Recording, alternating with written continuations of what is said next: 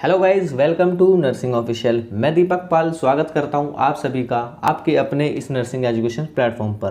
तो आज का मोटिवेशनल कोट है, शिक्षा सबसे शक्तिशाली हथियार है जिसे आप दुनिया को बदलने के लिए उपयोग कर सकते हैं। ये कहना है नेल्सन मंडेला जी का, जिन्होंने यूएसए में रंग भेद के अंतर को ख़त्म किया शिक्षा के दम पर। तो हम तो फिर भी दुनिया के सबसे बड़े लोकतंत्र भारत में हम क्या कुछ नहीं कर सकते। तो जैसा कि आपको पता है, एएनएम की सीरीज़ चलाई जा रही है। तो अगर आप हमारे चैनल पर नए हो तो चैनल को सब्सक्राइब कर लें और वीडियो को शेयर कर सकते हैं आप एजुकेशन ग्रुप में। तो चलिए चलते हैं आज की क्लास पे। फर्स्ट क्वेश्चन देखेंगे, निम्नलिखित में से कौन सा गर्भावस्था का वार्निंग साइन नहीं है? पैरों में सूजन, फिट्स यानी दौरे, धुंधला दिखाई देना, भूख का बढ़ जाना। तो जो वार्निंग साइन गर्भावस्था का, पैरों में सूजन होता है, फिट्स भी होता है, दौरे आते हैं, धुंधला दिखाई देना ये भी होता है, पर जो भूख बढ़ जाना ये कहीं से भी वार्निंग साइन नहीं है प्रेगनेंसी का। तो ऑप्शन नंबर डी यहाँ पर हमारा करेक्ट हो जाएगा। नेक्स्ट बात करें question number second, chicken pox के चकत्तों की विशेषता है। हमसे जो चिकन पॉक्स होता है उसके जो दाग पड़ते हैं उसकी विशेषता पूछिए। ये सिमेट्रिकल होते हैं, इनका उद्भव बहुत तेज़ी से होता है, ये प्लियोमॉर्फिज्म होते हैं, यह उपयुक्त सभी। तो ये सिमेट्रिकल भी होते हैं, इनका उद्भव बहुत तेज़ी से होता है और ये प्लियोमॉर्फिज्म की इनकी टेंडेंसी होती है। तो ऑप्शन नंबर डी यहाँ पर हमारा करेक्ट हो जाएगा, उपयुक्त सभी।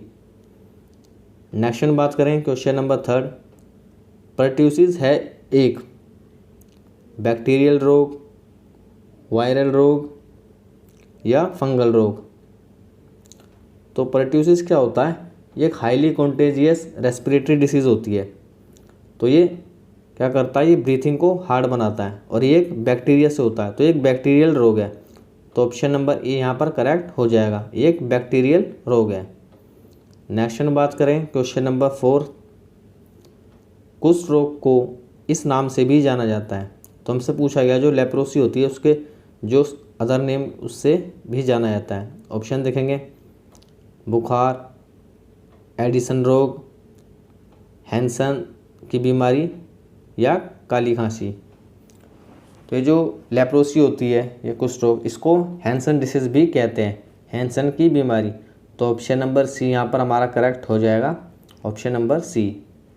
नेक्स्ट बात करेंगे क्वेश्चन नंबर 5, फैमिली प्लानिंग का मुख्य उद्देश्य क्या है? अनचाहे गर्भ को रोकना, इच्छा अनुसार गर्भ धारण करना, दो गर्भ के बीच के अंतराल को नियंत्रित करना या उपयुक्त सभी। तो ये तीनों ही एम हमारे होते हैं। जब हम बात करते हैं फैमिली प्लानिंग की तो हम अनचाहे गर्भ से भी बचने के लिए करते हैं, इच्छा के अनुसार गर्भ धारण करते हैं, या फिर जो दो बेबीज़ होते हैं उनके बीच का जो टाइम डिफरेंस मैनेज करना उसके लिए भी कराया जाता है। तो ऑप्शन नंबर डी यहाँ पर हमारा करेक्ट हो जाएगा, उपयुक्त सभी। नेक्स्ट बात करें क्वेश्चन नंबर 6, राष्ट्रीय डायबिटीज़ नियंत्रण कार्यक्रम कब प्रारंभ किया गया?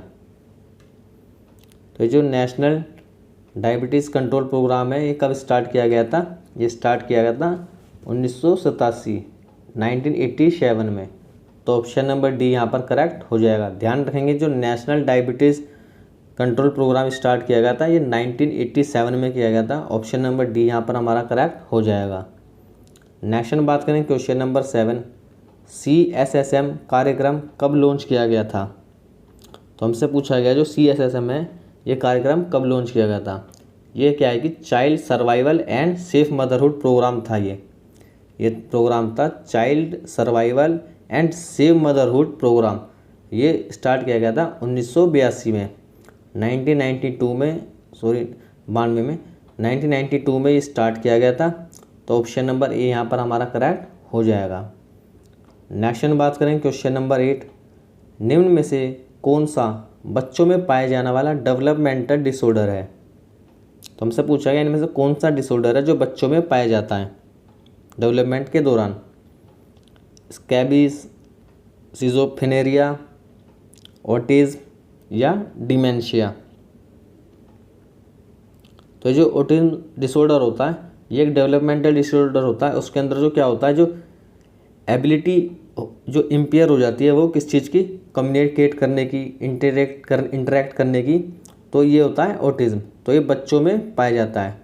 ऑप्शन नंबर सी यहाँ पर हमारा करेक्ट हो जाएगा। नेक्स्ट बात करेंगे क्वेश्चन नंबर 9।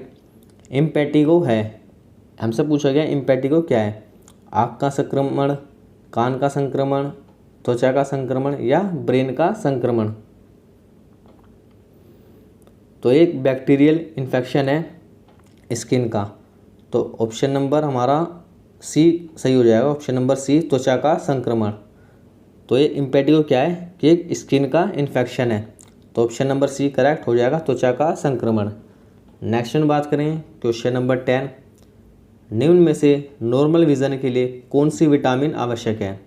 तो हमसे पूछा गया जो नॉर्मल विज़न के लिए कौन सा विटामिन नेसेसरी है, यहाँ पर आवश्यक है। Option vitamin A, C, B या विटामिन डी। तो नॉर्मल विज़न के लिए जो विटामिन ए होता है ये नेसेसरी होता है। तो ऑप्शन नंबर ए यहाँ पर हमारा करेक्ट हो जाएगा। नेक्स्ट बात करें क्वेश्चन नंबर 11। इन्फेंटाइल बेरी किस विटामिन की कमी से होता है।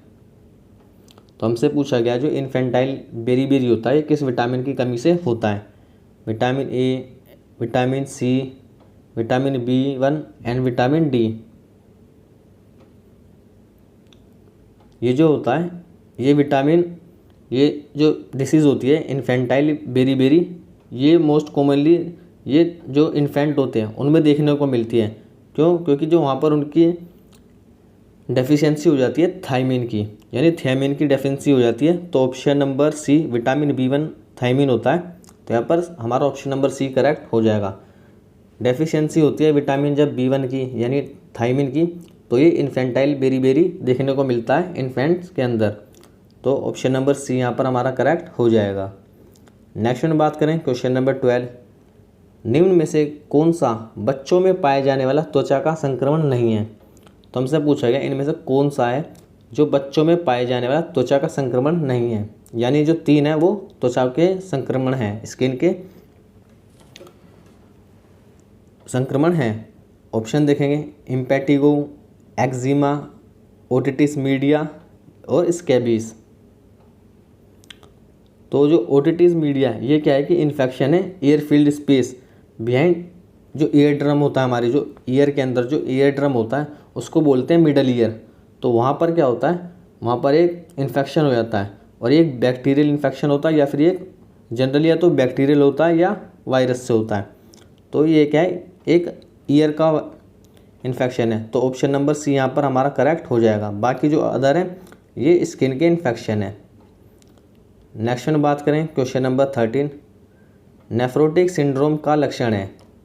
हमसे पूछा है इनमें से कौन सा नेफ्रोटिक सिंड्रोम के लक्षण हैं। सूजन, पेशाब में प्रोटीन आना, शरीर में एल्बुमिन की कमी या उपयुक्त सभी।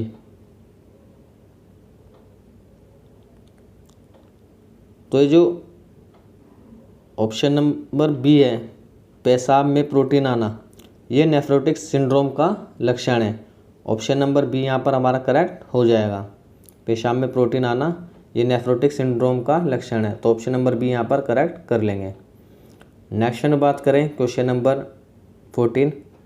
लोअर यूटेराइन सेगमेंट का निर्माण होता है प्रसव की प्रथम अवस्था में, प्रसव की द्वितीय अवस्था में, प्रसव की तृतीय अवस्था में या प्रसव की चतुर्थ अवस्था में।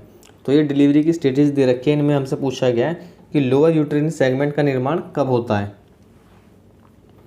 तो ये लोअर यूटेराइन सेगमेंट क्या है, ये एक पोर्शन है यूटेराइन मैस्कुलेचर का जिसके अंदर क्या होता है, जो डायलेशन होता है, मतलब जो लेबर के जो दौरान जो डायलेशन होता है वहाँ पर जो सर्कमफेरेंशियल ये एरिया बनाता है तो उसको कहा जाता है लोअर यूटेराइन सेगमेंट।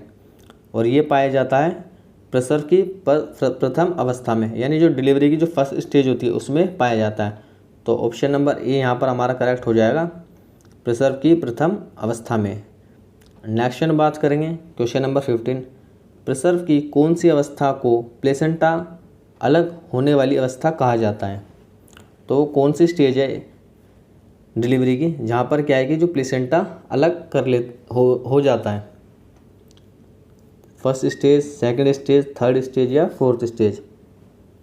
तो ऑप्शन नंबर सी करेक्ट हो जाएगा, प्रसव की तृतीय अवस्था में प्लेसेंटा अलग हो जाता है। नेक्स्ट वन बात करें क्वेश्चन नंबर 16, सर्विक्स को फुली डायलेटेड माना जाता है। तो हमसे पूछा गया सर्विक्स को फुली डायलेटेड कब माना जाता है, जब यह 10 सेंटीमीटर डायलेटेड हो, ये 4 सेंटीमीटर डायलेटेड हो, या ये 20 सेंटीमीटर डायलेटेड हो, या 14 सेंटीमीटर डायलेटेड हो। तो जब जो सर्विक्स होती है वो 10 सेंटीमीटर डायलेट हो जाती है तो इसको हम फुली डायलेटेड मान लेते हैं। तो ऑप्शन नंबर ए हमारा करेक्ट हो जाएगा। ध्यान रखेंगे जो सर्विक्स होती है 10 सेंटीमीटर पे फुली डायलेटेड मानी जाती है। ऑप्शन नंबर ए यहाँ पर हमारा करेक्ट हो जाएगा। नेक्स्ट वन बात करेंगे क्वेश्चन नंबर 17, प्राइमी ग्रेविडा में पार्टोग्राफ में लेटेंट फेज की अवधि होती है। हमसे जो पूछा गया है इसमें प्राइमी ग्रेविडा में जो पार्टोग्राफ की जो लेटेंट फेज की अवधि कितनी होती है, तो ये होती है 8 घंटे। ऑप्शन नंबर बी यहाँ पर हमारा करेक्ट हो जाएगा, ये होती है 8 घंटे प्राइमी ग्रेविडा में पार्टोग्राफ लेटेंट फेज की ड्यूरेशन होती है।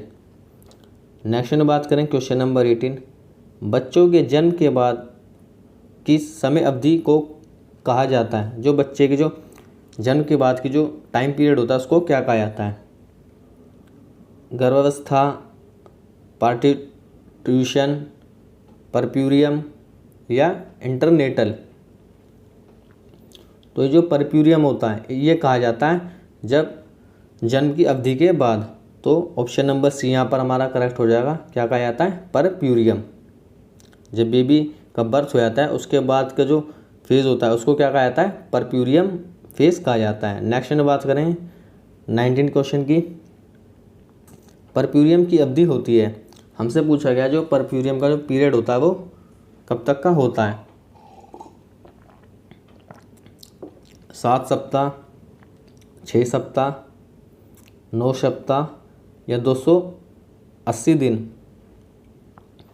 तो ये क्या होता है कि 1.5 महीने का पीरियड होता है, यानी 6 सप्ताह का पीरियड होता है। इसको क्या कहा जाता है, इसको कहा जाता है परप्यूरियम।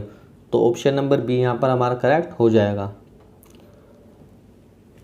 नेक्स्ट बात करेंगे क्वेश्चन नंबर 20 की, परप्यूरियम अवधि शुरू होती है। हमसे पूछा गया जो परप्यूरियम जो फेज होता है वो कब शुरू होता है, प्लेसेंटा के निकलने के तुरंत बाद से, फीटस के निकलने के तुरंत बाद से, अस्पताल से डिस्चार्ज होने के बाद से, या झिल्लियों के रप्चर होने के बाद से। तो ये जो परप्यूरियम की जो अवधि होती है ये कब से स्टार्ट होती है, जब जो प्लेसेंटा निकलने के तुरंत बाद ही ये हमारा जो परप्यूरियम का जो टाइम पीरियड है वो स्टार्ट हो जाता है। ध्यान रखेंगे जैसे ही प्लेसेंटा निकलता है तुरंत वहीं से परप्यूरियम की अवधि स्टार्ट हो जाती है। तो ऑप्शन नंबर ए यहाँ पर हमारा करेक्ट हो जाएगा। तो ये थे आज के हमारे 20 क्वेश्चंस। आई होप आपको क्लास पसंद आ रही होगी। तो चैनल को सब्सक्राइब करें और वीडियोस को ज़्यादा से ज़्यादा शेयर करें, जिससे कि हम अधिक ऊर्जा के साथ आपके लिए ऐसे ही क्लासेस लाते रहें। तो मिलते हैं नेक्स्ट क्लास में। थैंक यू, धन्यवाद।